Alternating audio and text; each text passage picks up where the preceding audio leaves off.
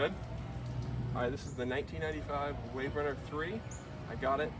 Some method had cut all the cables and hoses. They've all been replaced. Everything's been soldered. Just some other little tweaks and things I need to get that are hard to get online.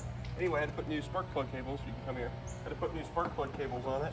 Had to replace all the fuel lines. Had to replace or solder all these that got cut. Anyway, new battery cables, the whole 9 yards, and deep cleaned the whole thing. And it turns out, because this is a watercraft carburetor, it cannot vent the carburetor float to the atmosphere, so it has to vent it somewhere else.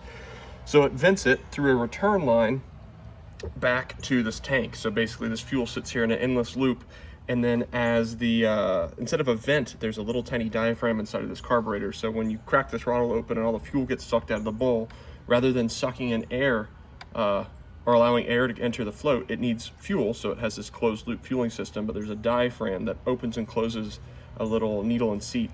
Anyway, this carburetor was intended originally to have an inline fuel restrictor. Otherwise, the fuel pump, it would never build any pressure at the carburetor. So all I did, I might ruin its ability to start right now, but down inside this hose, I've pushed a 35 thousandths pilot jet that I just had in a jet kit, and that restricts the ability of the carb to return fuel. This is a OEM approved method, I might add. I just didn't have the Yamaha part number for it.